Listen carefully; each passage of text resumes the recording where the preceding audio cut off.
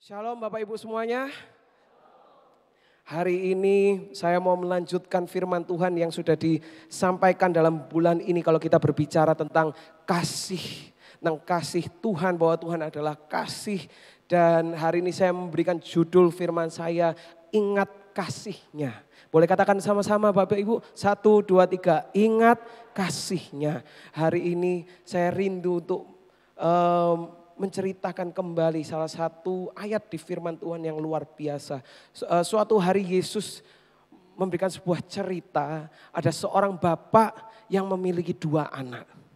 Dan anaknya yang paling kecil ini, anaknya yang bungsu ini, dia datang kepada bapaknya dan dia mengatakan, "Pak, aku minta harta warisan yang seharusnya menjadi milikku, aku minta sekarang." Lalu ketika dia mengambil harta warisan itu diberikan oleh bapaknya, dia bawa pergi hartanya itu ke negeri yang sangat jauh. Dan dia berfoya-foya menghabiskan uang itu. Sampai suatu hari datanglah sebuah kelaparan yang sangat, ada bencana kelaparan di tempat itu. Dan dia kebingungan karena uangnya dia sudah habis, dia melarat hidup di situ. Dia bingung mau ngapain, dia mencari kerja, akhirnya dia bekerja sebagai penjaga babi. Dia memberikan makan untuk babi itu. Sampai suatu hari karena saking laparnya, makanan babi bisa kelihatan enak Bapak Ibu. Dan akhirnya waktu dia melihat, aduh kok hidupku melarat seperti ini ya. Orang-orang yang bekerja di rumah bapakku aja makanannya berlimpah-limpah, hidupnya berlimpah-limpah. Udah lebih baik aku kembali aja. Jadi dia memutuskan, aku akan kembali ke rumah bapakku. Aku akan berkata kepada bapakku, "Bapak, aku sudah berdosa terhadap bapak. Aku gak layak lagi jadi anaknya bapak. Aku jadikan aja pekerjanya bapak. Aku mau jadi hambanya bapak." Lalu dia berdiri dari tempat itu, dia meninggalkan negeri itu untuk kembali kepada bapaknya. Dan waktu bapaknya melihat dia di agak jauh gitu, kelihatan gitu. Bapaknya langsung dia mengangkat jubahnya dan dia lari. Dia lari kepada anak ini, dipeluknya anak ini, diciumnya anak ini. Anak ini bilang sama bapaknya, "Pak, aku telah berdosa Pak. Aku telah berdosa terhadap Bapak. Aku gak layak lagi dijadikan anaknya Bapak, gak layak untuk dipanggil jadi anaknya Bapak.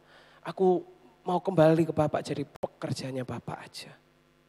Tapi apa yang dilakukan oleh bapaknya ini, di ayat yang ke-20 tadi dia katakan, dia ngomong, "Ayah aku enggak bisa." Ayahnya berlari, "Aduh tuh ayah, aku jadi hambanya ayah aja, aku jadi pekerjanya Bapak aja."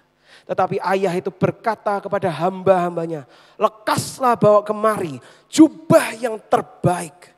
Pakaikanlah itu kepadanya dan kenakanlah cincin pada jarinya dan sepatu pada kakinya." Lalu dikatakan, "Dan ambillah anak lembu tambun itu, sembelihlah dia dan marilah kita makan dan bersuka cita." Marilah kita merayakan hari ini. Kenapa? Karena sebab anakku ini telah mati dan menjadi hidup kembali. Ia telah hilang dan didapat kembali. Maka mulailah mereka bersukaria. Bapak Ibu, kalau saya membaca ayat ini, kita mendengarkan kembali cerita ini. Coba kita masuk ke dalam cerita ini Bapak Ibu. Bayangkan kalau kita ini punya anak. Dan anaknya ini minta sama kita, masih muda minta sama kita. "Aku minta warisanku." Betapa kurang ajarnya seorang anak untuk meminta harta yang diberikan ketika orang tua itu waktu meninggal baru diberikan. Dia datang kepada bapaknya, "Pak, kasihkan ke aku semua yang menjadi hakku. Harta warisanku berikan kepadaku." Betapa kurang ajarnya anak ini. Kalau anak itu sampai kembali Bapak Ibu, kita sebagai orang tua kira-kira seperti apa? Apakah kita akan seperti bapak ini yang langsung aduh dipeluk dicium? Atau apakah kita pikir-pikir dulu, dia mau jadi hamba, oke deh aku jadiin hamba dulu supaya dia kapok kemarin sudah nakal. Atau kita berpikir-pikir dulu kayak, aduh kayaknya lebih baik aku enggak terima deh anak ini sudah kurang ajar, aku buang aja dari keluarga. Enggak boleh jadi anakku lagi. Apakah kita seperti itu Bapak Ibu? Tapi bagaimana kalau kita menempatkan diri kita sebagai anak ini? Kita yang sudah menyakiti hati Bapak kita. Ketika kita kembali kepada Bapak kita ini, kita dipeluk, kita dicium. Malu enggak Bapak Ibu? Malu. Karena kita sudah berbuat sesuatu yang sangat jahat. Sesuatu yang sangat tidak baik. Tetapi waktu kita kembali, Bapak ini enggak marah-marah. Bapak ini enggak membalas dendamnya. Tetapi dia memeluk kita dengan kasih sayang. Memberikan jubah yang baru, memberikan cincin dan sepatu yang baru, sandal yang baru. Kita diterima kembali dengan penuh kasih. Anak ini enggak layak. Tapi bapaknya ini bilang, enggak, kamu tetap anakku. Kita pun juga seperti itu Bapak Ibu. Kita enggak layak untuk diterima kembali oleh Tuhan. Tapi Tuhan bilang apa? Enggak, kamu anakku. Dan marilah kita makan dan bersuka cita. Sebab anakku yang telah mati ini dan menjadi hidup kembali. Ia telah hilang dan didapat kembali. Dan mereka semua bersukaria Bapak Ibu. Anakku telah mati hidup kembali. Senang gitu semua. Bapaknya bahagia. Nah ada kelanjutannya cerita ini Bapak Ibu. Karena di ayat yang selanjutnya, di ayat yang ke-25, di ladang itu dikatakan tetapi anaknya yang sulung, yang paling besar itu berada di ladang dan ketika ia pulang dekat ke rumah ia mendengar ada bunyi seruling, nyanyian, tari-tarian, ada bunyi sebuah pesta di situ. Dia bingung ada apa ini, ada kejadian, ini lagi ngerayain apa, suara apa ini. Lalu waktu dia tanya sama salah satu pekerja di situ, pekerjanya bilang, oh adikmu tuh udah kembali. Ini lagi merayakan adikmu telah kembali, ayahmu menyembelih anak lembu tabun karena adikmu kembali dengan sehat. Waktu dia mendengar seperti itu Bapak Ibu, apa yang terjadi? Dia marah. Dia marah sekali dan dikatakan maka marahlah anak sulung itu dan ia tidak mau masuk. Lalu ayahnya keluar dan berbicara dengan dia. Tetapi ia menjawab ayahnya katanya, telah bertahun-tahun aku melayani Bapa dan belum pernah aku melanggar perintah Bapa. Tetapi kepadaku belum pernah Bapa memberikan seekor anak kambing untuk bersuka cita dengan sahabat-sahabatku. Aku sudah baik Pak. Aku sudah setia sama Bapak. Tapi Bapak gak pernah kasihin aku. Seekor kambing, anak kambing pun gak pernah dikasihkan kepada aku. Tapi bapaknya menjawab dia. Baru saja datang anak Bapak yang telah memboroskan harta kekayaan Bapak. Dia masih marah. Dia ngomong, ini aku yang baik setia tidak dikasihin anak kambing. Ini anak yang kurang ajar. Ini anak yang menghabiskan uangnya Bapak. Telah memboroskan harta kekayaan Bapak bersama-sama dengan pelacur-pelacur. Maka Bapak menyembelih anak lembu tambun itu untuk dia. Kata ayahnya kepadanya, anakku, engkau selalu bersama-sama dengan aku. Dan segala kepunyaanku adalah kepunyaanmu. Kita patut bersuka cita dan bergembira. Karena adikmu telah mati dan menjadi hidup kembali. Ia telah hilang dan didapat kembali. Kalau kita baca ayat-ayat ini Bapak Ibu.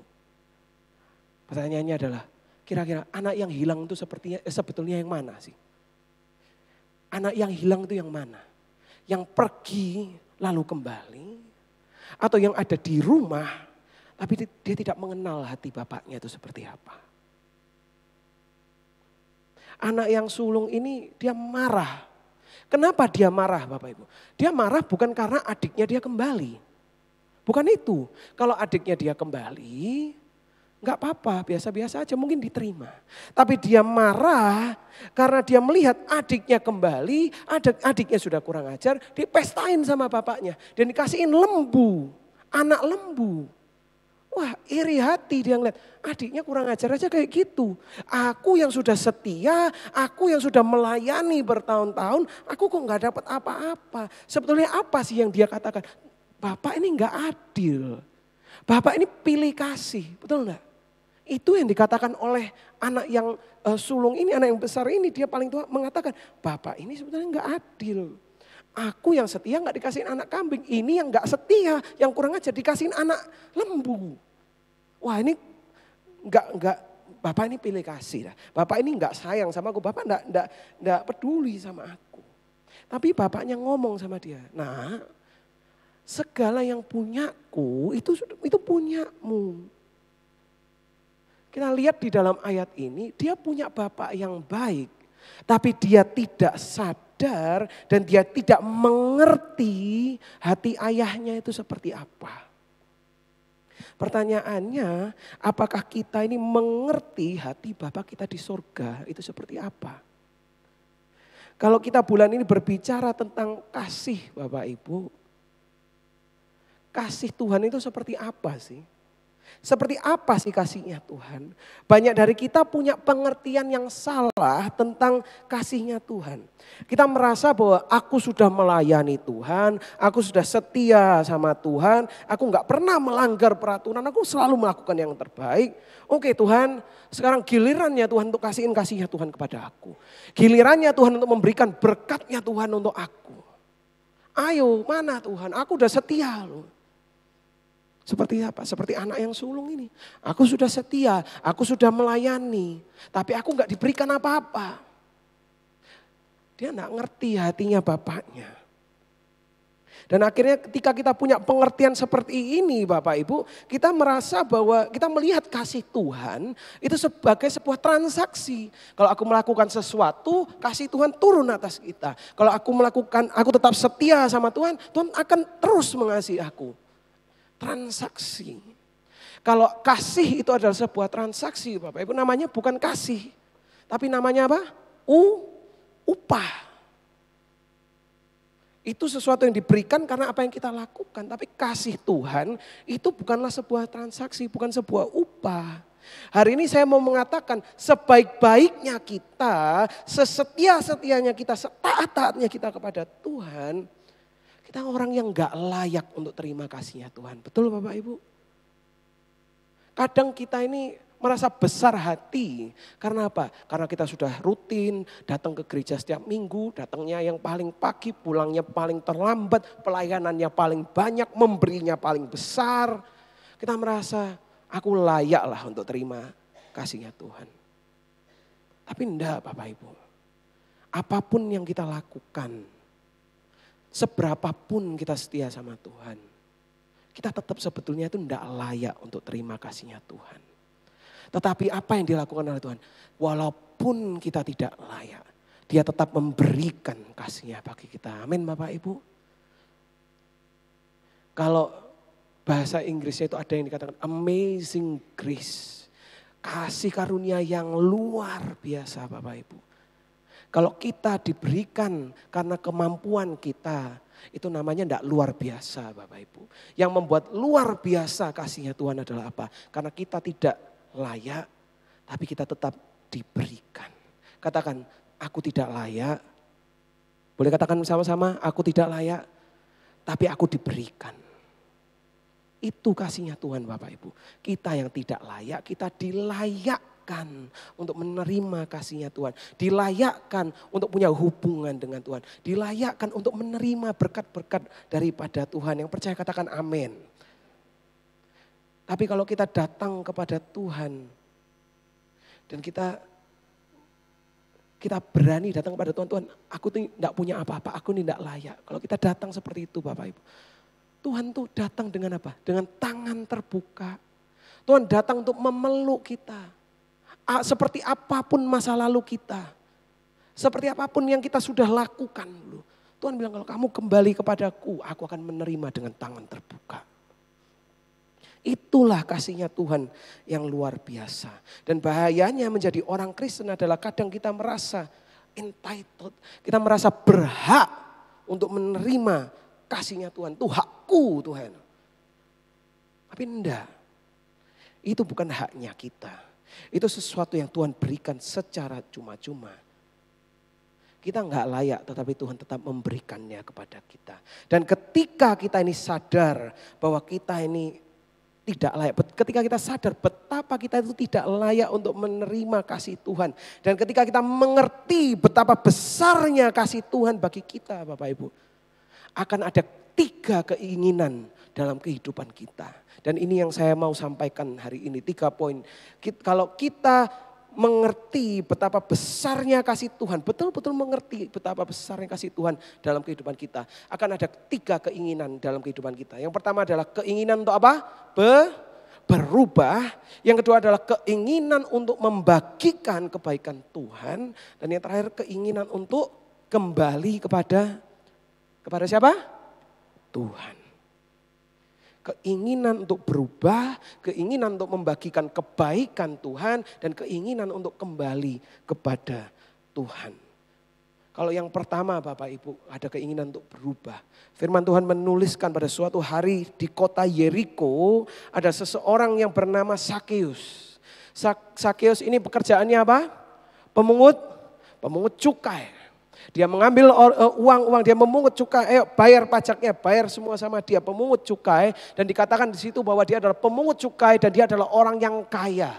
Dan bahkan ada yang mengatakan dia orang yang kaya karena ketika dia meminta orang untuk membayar pajak, dia menyalahgunakan wewenangnya dia dan menyuruh orang-orang ini untuk membayar lebih dari apa yang dia harusnya bayar. Jadi dia memeras orang-orang orang-orang Yahudi waktu itu, ayo bayar sama aku, diperas sama dia. Sampai suatu hari Yesus datang ke kota Yeriko, dia lewat kota itu, orang banyak berkumpul mau melihat Yesus. Dan dikatakan bahwa Sakeus itu adalah orang yang apa? Pendek. Dia pendek, mau lihat Yesus tidak kelihatan. Akhirnya dia berlari dan dia memanjat sebuah pohon ara untuk melihat Yesus. Dia tungguin tuh Yesus lagi jalan. Dia mau melihat Yesus, dia memanjat waktu itu. Dan dikatakan ketika Yesus sampai ke tempat itu, Yesus berkata sama Sakeus, Sakeus turunlah. Sakeus turunlah. Hari ini aku harus menumpang di rumahmu. Itu yang dikatakan oleh Yesus. Sakeus turunlah karena hari ini aku harus menumpang di rumahmu. Menarik sekali Yesus berkata kepada Sakeus, Sakeus aku harus menumpang di rumahmu. Dan ketika Yesus berkata seperti itu, Sakeus turun menerima dengan sukacita. Tetapi orang-orang banyak di sekitar itu mereka melihat, mereka tahu Sakeus ini siapa. Mereka tahu Sakeus ini orang yang gak benar. Lalu mereka bersungut-sungut. Mereka mengatakan, Yesus tuh kenapa ya? Kenapa kok Yesus tuh mau menumpang di rumahnya? Dia ini orang gak benar loh. Mereka mengatakan hal-hal yang gak baik. Aduh, kenapa sih kok Yesus tuh mau kumpul bersama-sama dengan orang seperti ini? Lalu ketika Yesus datang ke rumahnya, saya mau tanya Bapak Ibu, layak enggak Sakeus itu sebetulnya untuk menerima kehadiran Yesus di rumahnya? Enggak layak sebetulnya. Dia orang yang berdosa, dia orang yang enggak baik, dia orang yang dikucilkan oleh orang-orang sekitarnya. Karena apa? Dia orang yang jahat. Tapi Yesus datang sama dia bilang, Sakeus, aku harus ke rumahmu, aku harus menumpang di rumahmu. Dan ketika Sakeus ini menerima kehadiran Yesus di rumahnya, dikatakan Sakeus berdiri dan berkata kepada Tuhan, Tuhan, setengah dari milikku akan kuberikan kepada orang miskin. Dan sekiranya ada sesuatu yang kuperas dari seseorang, akan kukembalikan 4 kali lipat. Kata Yesus kepadanya, hari ini telah terjadi apa Bapak Ibu? Keselamatan kepada rumah ini. Karena orang ini pun anak Abraham. Sebab anak manusia datang untuk mencari dan menyelamatkan yang apa? Yang hilang. Sakeus tahu Bapak Ibu, dia orang yang tidak layak. Dia tahu bahwa dia itu enggak layak sebetulnya. Tetapi ketika dia menerima kasih Tuhan, ketika dia menerima kehadiran Yesus, ketika Yesus masuk ke dalam hidupnya Bapak Ibu, ada keinginan untuk berubah. Dia enggak harus mengatakan yang dia katakan ini. Dia enggak harus memberikan uangnya kepada orang miskin. Dia enggak harus mengembalikan kepada orang yang sudah diperas 4 kali lipat. Tapi dia mengatakan, enggak, aku mau berubah. Aku mau mengembalikan. Aku mau memberikan. Ketika Yesus masuk ke dalam hidupnya, ada keinginan untuk berubah. Pertanyaannya untuk kita semua Bapak Ibu. Apakah hari ini kita masih orang yang sama dengan diri kita yang lama sebelum Yesus masuk ke dalam hidup kita? Atau apakah kita sudah berubah? Apakah kita masih pemarah? Apakah kita masih orang yang enggak sabaran? Apakah kita masih pendendam atau kita masih menjadi orang yang pelit? Atau apakah kita menjadi orang yang lebih sabar ketika Yesus datang dalam kehidupan kita? Ketika Yesus datang dalam kehidupan kita, apakah kita berubah? Apakah kehadiran Tuhan dan kasih-Nya dalam kehidupan kita membuat kita ingin untuk berubah Bapak Ibu? Atau kita tetap biasa-biasa saja seperti hidup kita yang lama? Kalau firman Tuhan mengatakan kasihilah musuhmu Bapak Ibu. Bisa enggak kita mengasihi orang yang kita benci? Bisa enggak kita mengasihi orang yang kita enggak sukai? Ini musuhku. Bisa atau enggak? Bagaimana caranya kita bisa mengikuti firman Tuhan yang mengatakan untuk mengasihi musuh-musuh kita? Bagaimana Sakeus bisa memberikan segala yang dia miliki kembali setengah untuk orang miskin dan 4 kali lipat untuk orang-orang yang dia sudah peras. Bagaimana dia bisa melakukan semuanya itu? Dia bisa melakukannya karena dia menyadari bahwa kita tidak layak untuk menerima kasih-Nya Tuhan. Bagaimana kita bisa mengampuni orang yang kita benci dengan kita dulu yang sadar kita pun sebetulnya enggak layak untuk diampuni oleh Tuhan. Tapi kita pun diampuni oleh Tuhan. Dan ketika kita betul-betul mengerti betapa besarnya kasih Tuhan, itu yang akan memampukan kita untuk mengampuni orang-orang yang kita benci Bapak Ibu. Untuk mengasihi musuh-musuh kita. Ketika kita mengerti betapa besarnya kasih Tuhan di dalam kehidupan kita, bagi kehidupan kita. Kesadaran akan betapa besarnya kasih Tuhan akan memberikan keinginan untuk berubah dan memampukan kita untuk berubah. Mau untuk berubah Bapak Ibu? Mau untuk menjadi semakin serupa dengan Yesus Bapak Ibu? Itu yang pertama, ketika kita sadar betapa besarnya kasih Tuhan, kita akan ada keinginan untuk berubah. Yang kedua adalah ada keinginan untuk apa? Membagikan kebaikan Tuhan. Suatu hari di Samaria ada seorang perempuan. Perempuan ini mau menimba air. Dan dikatakan bahwa dia menimba air itu dia pergi jam 12 siang Bapak Ibu. Orang kalau menimba air, kalau Bapak Ibu mau ngambil air di sumur, kira-kira datangnya waktu lagi mendung-mendung atau waktu panas-panasnya Bapak Ibu. Waktu mendung-mendung, waktu pagi hari. Kira-kira kalau jam 12, hari ini jam 12 kita keluar, waduh enggak usah menimba air, berdiri di luar aja udah kepanasan Bapak Ibu, betul enggak? Tapi dia ini menimba air jam 12 siang, berarti apa? Dia tuh mencari waktu di mana itu sepi. Karena enggak ada orang yang menimba jam 12 siang.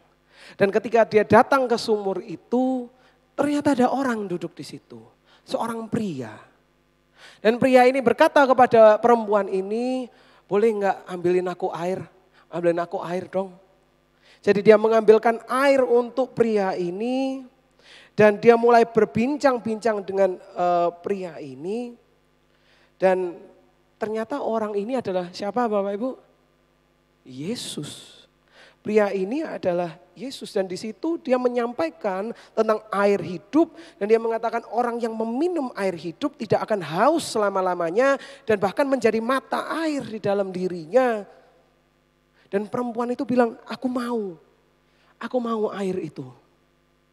Lalu Yesus berkata kepada dia, oke, kalau gitu panggillah suamimu. Wanita ini bilang, aku gak ada suami, aku gak punya suami.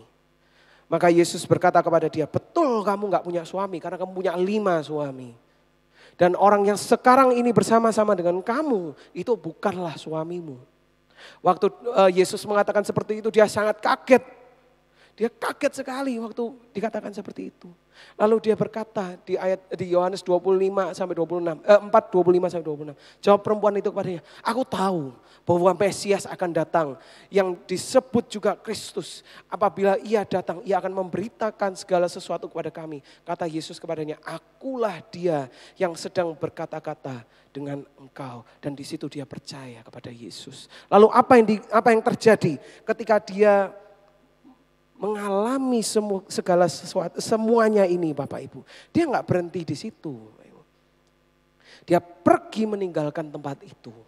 Dan katakan dia meninggalkan tempayannya di situ, lalu pergi ke kota dan berkata kepada orang-orang yang di situ, mari lihat, di sana ada seseorang yang mengatakan kepadaku segala sesuatu yang telah kuperbuat. Mungkinkah dia Kristus itu? Lalu dikatakan di ayat selanjutnya, kalau Bapak Ibu baca sendiri, dikatakan bahwa orang-orang di kota itu pergi untuk melihat Yesus. Untuk bertemu dengan Yesus. Ketika Yesus datang ke dalam kehidupan perempuan ini, sebetulnya layak atau enggak dia untuk menerima kehadiran Yesus? Enggak layak Bapak Ibu. Dia orang yang berdosa, yang kedua dia adalah orang Samaria. Tapi Yesus datang ke tempat itu dengan sengaja, karena dikatakan di Yohanes 4 ayat 3 sampai 4, ia pun meninggalkan Yudea dan kembali lagi ke Galilea. Dalam perjalanannya Yesus mengatakan ia harus melintasi daerah Samaria. Ini menarik sekali karena kalau orang Yahudi pergi dari Yudea ke Galilea, biasanya mereka kalau mau cepat itu memang harus lewat Samaria, lurus jalannya. Tetapi karena orang-orang Yahudi itu tidak suka dengan kota Samaria, dengan orang-orang Samaria, mereka biasanya mengambil jalan yang lebih jauh. Jadi mereka muter sedikit Bapak Ibu. Tapi dikatakan oleh Yesus, ia harus melintasi daerah Samaria. Artinya apa? Yesus dengan sengaja, dan dia tahu bahwa akan ada perempuan ini. Dia dengan sengaja datang untuk perempuan ini. Layak enggak perempuan ini untuk menerima kehadiran Yesus? Enggak layak, tapi Yesus tetap datang untuk dia. Dan ketika Yesus masuk ke dalam kehidupannya, ada keinginan untuk membagikan, menceritakan tentang si Yesus yang dia bertemu tadi di sumur. Ada sebuah keinginan untuk membagikan tentang Yesus, tentang kebaikannya, tentang perbuatannya dalam kehidupannya dia. Itu keinginan yang muncul di dalam hati perempuan ini. Pertanyaannya, apakah kehadiran Yesus atau kasihnya menimbulkan keinginan dalam diri kita untuk menyampaikan kebaikannya dalam kehidupan kita Bapak Ibu? Apakah ada sebuah api di dalam yang kepingin untuk menyampaikan, Tuhan itu sangat baik. Ketika ada orang yang kesusahan, ada sebuah dorongan di dalam untuk menyampaikan, Tuhanku itu loh hebat. Ketika ada orang yang merasa tidak dipedulikan, ada sebuah dorongan untuk menyampaikan, Tuhanku peduli loh sama kamu. Apakah ada dorongan, ada rasa keinginan yang kuat dalam diri kita untuk menyampaikan tentang kebaikan Tuhan kepada orang-orang di sekitar kita? Ada enggak Bapak Ibu? Seringkali kita diberikan sebuah contoh bahwa seakan-akan kita ini kayak kalau ketemu warung bakso Bapak Ibu yang enak. Kalau warung bakso itu sangat enak dan sangat murah, kita ceritain enggak sama orang-orang? Kita ceritain pasti, kita ngomong itu loh baksonya enak, baksonya murah. Kalau kita ketemu rumah sakit Bapak Ibu yang pelayanannya sangat luar biasa, yang bisa menyembuhkan dengan gratis Bapak Ibu, kita sampaikan enggak ke orang-orang di sekitar kita? Pasti kita sampaikan. Ada sebuah keinginan untuk menyampaikan, ini loh, ada rumah sakit yang gratis, pelayanannya bagus, di sana dilayani dengan luar biasa. Pertanyaannya, dengan Yesus dan kasih yang ada dalam diri kita, apakah ada keinginan itu dalam diri kita Bapak Ibu? Untuk menyampaikan kepada orang-orang yang sedang kehilangan, Yesus peduli sama kamu.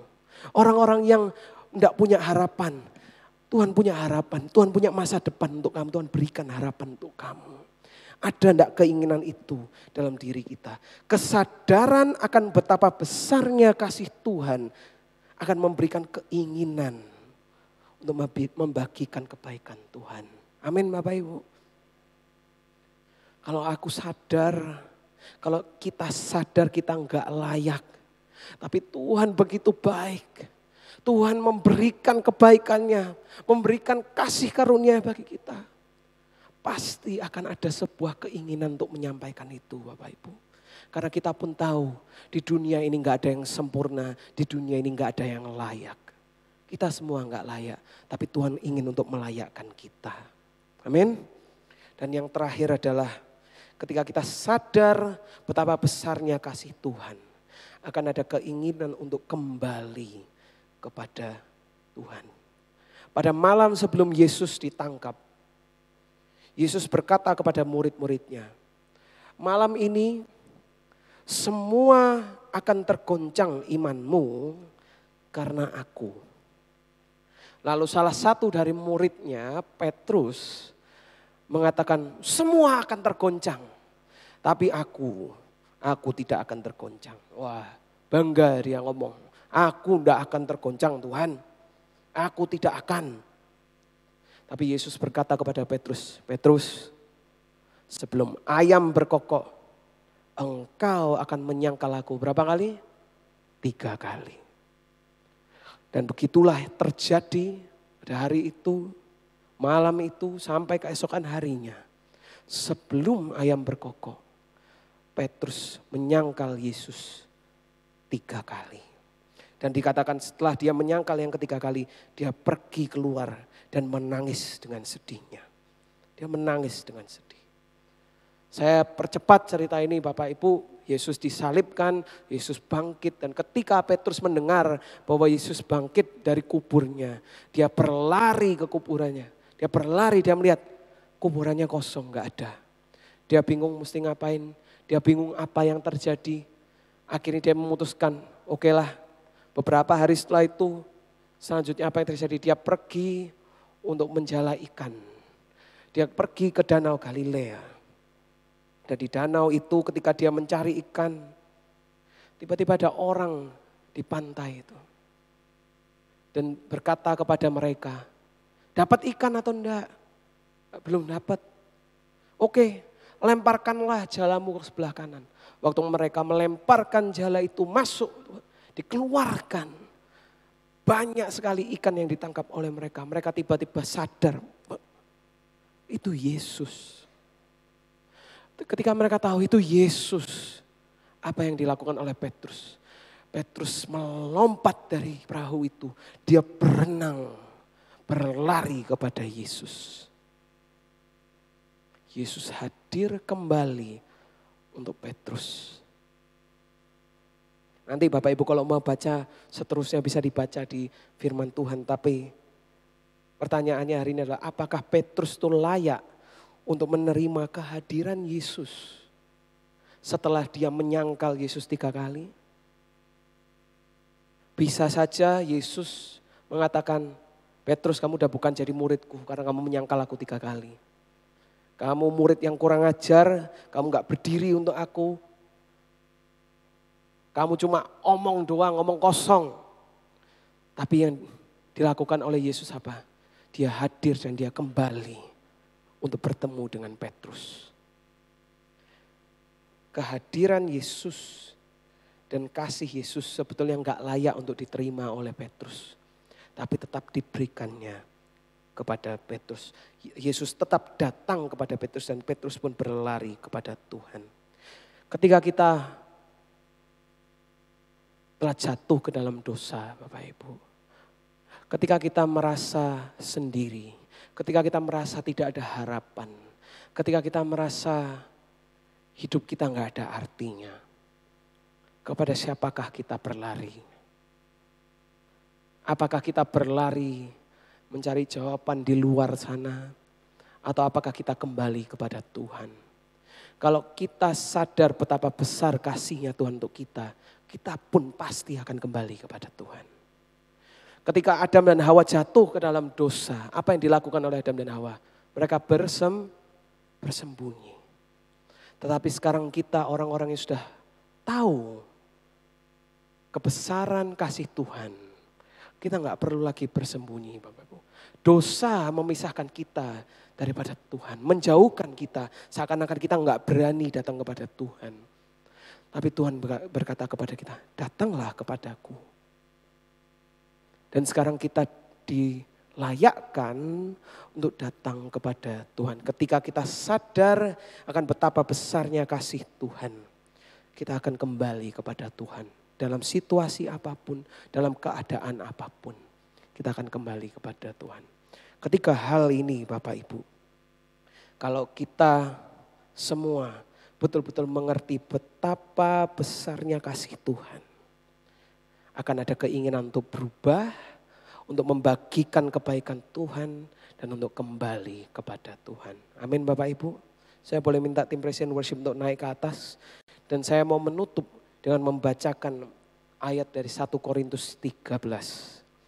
Dikatakan, sekalipun aku dapat berkata-kata dengan semua bahasa manusia, ini kata Paulus, dan bahasa malaikat, tetapi jika aku tidak mempunyai kasih, aku sama dengan gong yang berkumandang dan canang yang gemerincing. Sekalipun aku mempunyai karunia untuk bernubuat dan aku mengetahui segala rahasia dan memiliki seluruh pengetahuan. Dan sekalipun aku memiliki iman yang sempurna untuk memindahkan gunung. Tetapi jika aku tidak mempunyai kasih, aku sama sekali tidak berguna. Dan sekalipun aku membagi-bagikan segala sesuatu yang ada padaku, bahkan menyerahkan tubuhku untuk dibakar, tetapi jika aku tidak mempunyai kasih sedikit pun, tidak ada faedahnya bagiku. Ayat 12-13. Karena sekarang kita melihat dalam cermin suatu gambaran yang samar-samar, tetapi nanti kita akan melihat muka dengan muka. Sekarang aku hanya mengenal dengan tidak sempurna, tetapi nanti aku akan mengenal dengan sempurna seperti aku sendiri dikenal. Mengenal siapa Bapak Ibu? Mengenal Tuhan kita, mengenal Yesus. He is love. Dia adalah kasih. Kita mengenal dia dan kita mengenal kasih dengan sempurna pada saatnya nanti Bapak Ibu. Dan demikianlah tinggal ketiga hal ini, yaitu iman, pengharapan, dan kasih. Dan yang paling besar diantaranya ialah apa? Kasih. Ketika kita punya kasih dalam diri kita, ketika Yesus ada dalam diri kita, akan ada keinginan untuk berubah, keinginan untuk membagikan kebaikan Tuhan, dan keinginan untuk kembali kepada Yesus. Amin Bapak Ibu. Saya mau mengajak kita semua untuk bangkit berdiri bersama-sama. Dan hari ini seperti yang yang saya berikan sebagai judul, ingat kasihnya Bapak Ibu. Jangan cuma ingat hal-hal yang baik yang terjadi, tetapi ingatlah bagaimana kita yang tidak layak dilayakkan oleh Tuhan. Kita yang gak layak untuk menerima tetap diberikan oleh Tuhan. Ingatlah bukan cuma kasihnya, tetapi ingatlah betapa besarnya kasih Tuhan bagi kita. Amin Bapak Ibu. Mari kita nyanyikan bersama-sama satu lagu ini sebagai doa kita dan ucapan syukur kita kepada Tuhan. Yes, Lord. Ingat kasih-Nya, ingat kebaikan-Nya,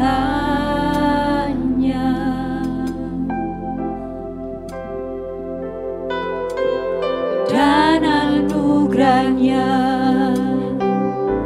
selamatkanku. Sebab kasih-Nya, sebab kasih-Nya setia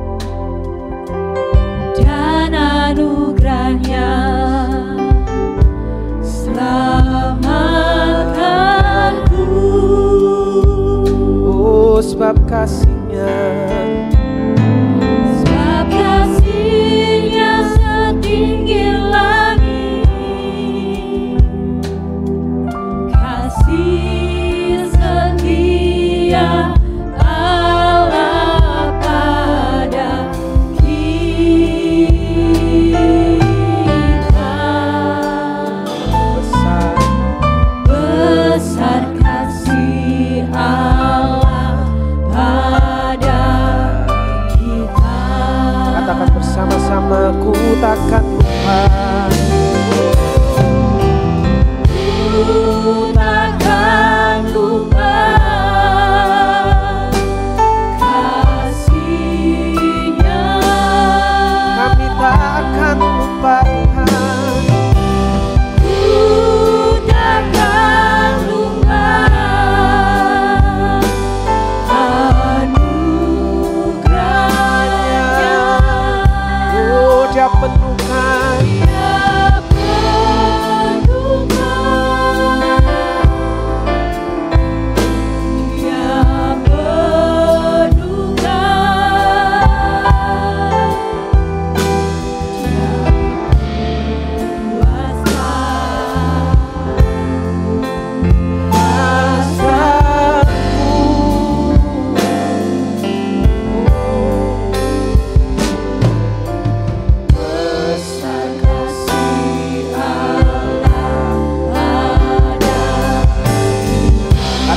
Sekali lagi, ku takkan lupa Tuhan akan kasih-Mu Tuhan.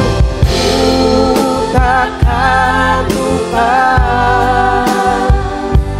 kasih-Nya. Ku takkan lupa anugerah-Nya.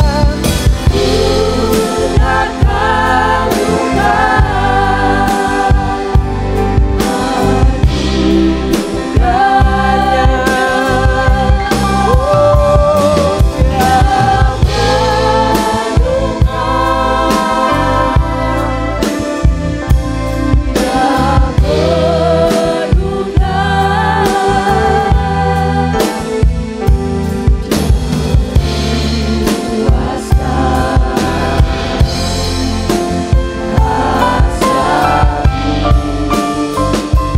Besar kasih Allah, besar kasih Allah pada kita. Sekali lagi katakan besar kasih Allah. Oh, besar kasih Allah pada kita.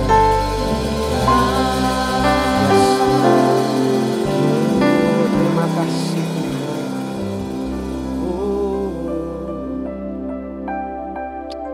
Yes, Tuhan.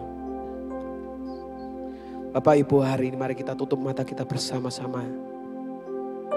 Dan kita menintrospeksi diri, melihat ke dalam diri kita semua Bapak Ibu. Apakah kita sudah berubah? Atau apakah kita masih sama seperti diri kita yang lama? Apakah ada keinginan untuk membagikan tentang Yesus bagi orang-orang di sekitar kita? Dan apakah ada keinginan untuk kembali kepada Yesus? Kalau hari ini kita melihat ketiga hal ini, dan kita melihat kok kayaknya saya masih sama ya seperti yang dulu. Waktu saya terima Yesus saya nggak berubah, saya masih hidup dalam dosa, saya masih terikat. Kalau hari ini kita melihat bahwa kami nggak punya keinginan untuk menyampaikan kebaikan Tuhan. Kalau hari ini kita melihat aku malu Tuhan untuk kembali kepada Yesus. Hari ini saya mau mengajak Bapak Ibu untuk mengingat kembali akan kasih-Nya Tuhan. Begitu besar kasih Allah akan dunia ini yang memberikan anaknya yang tunggal. Untuk mati di atas kayu salib bagi kita semua Bapak Ibu. Tuhan bukan melihat kelayakan Bapak Ibu. Tuhan melihat setiap pribadi kita yang gak layak pun berharga di mata Tuhan. Dan biarlah ketika kita mengingat betapa besarnya kasih Tuhan, saya percaya akan muncul keinginan untuk berubah, kita dimampukan untuk berubah, keinginan untuk membagikan kebenaran, untuk membagikan Injil, dan untuk terus kembali kepada Yesus. Kalau itu adalah kerinduan Anda, kalau itu adalah kerinduan kita semua, mari kita taruh tangan di hati kita. Bapa, Engkau yang melihat semua tangan-tangan yang ada pada hati-hati ini.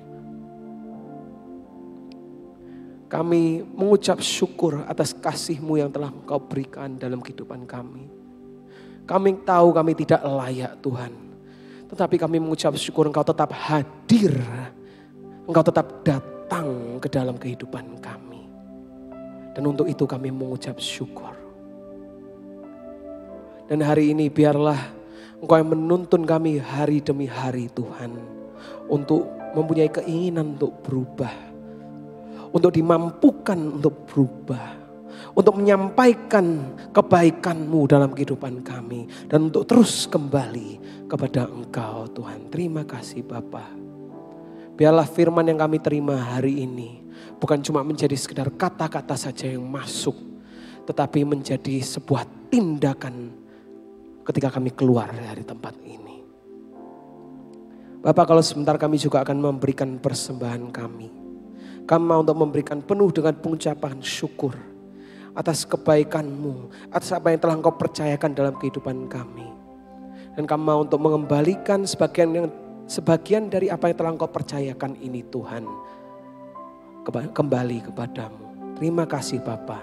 Di dalam nama Tuhan Yesus yang percaya katakan bersama-sama.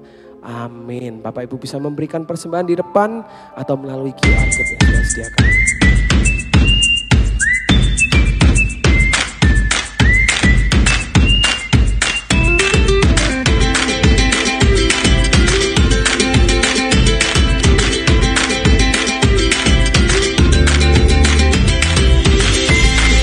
Shalom Jemaat Surabaya City Blessing. Berikut adalah pengumuman Blessing Center hari ini.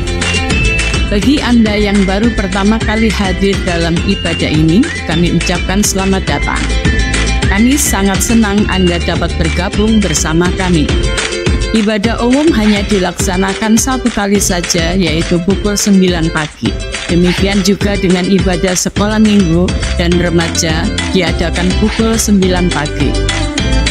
Untuk ibadah pemuda, diadakan setiap minggu pukul 11 siang. Kami mengundang rekan-rekan muda untuk bergabung dalam ibadah ini. Pada tanggal 6 dan 13 Oktober 2024 akan diadakan bazar murah dengan tema Christmas Tree. Kami memberikan kesempatan bagi Bapak, Ibu, dan Saudara untuk menyumbangkan baju-baju layak pakai atau barang-barang lainnya yang masih layak digunakan untuk acara ini. Bagi Bapak, Ibu, Saudara yang rindu melayani, baik menjadi guru sekolah minggu, remaja, usher maupun pelayanan musik, singer, dan worship leader, gereja memberikan kesempatan untuk bisa melayani pekerjaan Tuhan di Gereja Surabaya City Blessing. Bagi jemaat yang berbeban dapat mendaftarkan diri di booth lantai 1. Bagi Bapak, Ibu, Saudara yang belum bergabung dalam Care Cell, Anda dapat menghubungi Blessing Center. Mari bersama-sama kita bertumbuh dan saling menguatkan di dalam komunitas Care Cell.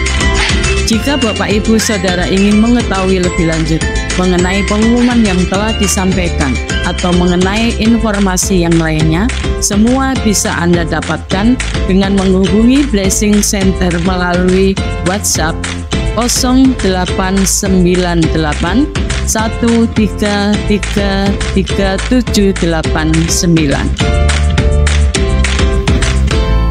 Demikian pengumuman Blessing Center. Tuhan Yesus memberkati. Amin.